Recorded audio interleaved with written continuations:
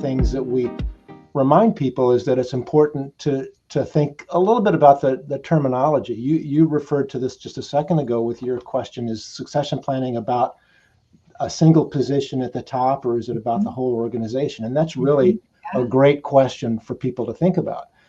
As we look at succession planning and the terms that the vocabulary that we use in that, we could realize that the thought of one person leaving at the top of the organization and planning for that person's vacancy, that's not really succession planning. That's transition planning. That's focused on a particular position.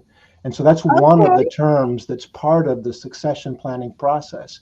And another term that we use is career planning. And Julia can talk very articulately about this, but that's about focusing on the individual in the organization and helping them prepare for their future within the organization or perhaps outside the organization.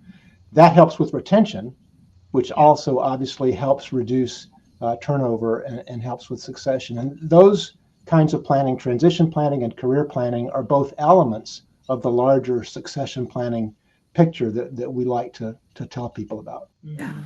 And I think as we think about the strategic aspect of planning and asking questions before a transition is a window of opportunity. And you hear board members say, oh, not on my watch, because it's a lot of work to replace a CEO, and it's work they may or may not be ready to do. Yeah. But it's a great moment to really be asking questions, especially if you've had a long time leader, about this is how we've always done this work. Should we step back and think about it a little more when we have this window of opportunity that's open? Should we be looking at restructuring the job? Should we be looking at working more closely with the partner? Do we still want to do this, pursue the mission the same way it's been?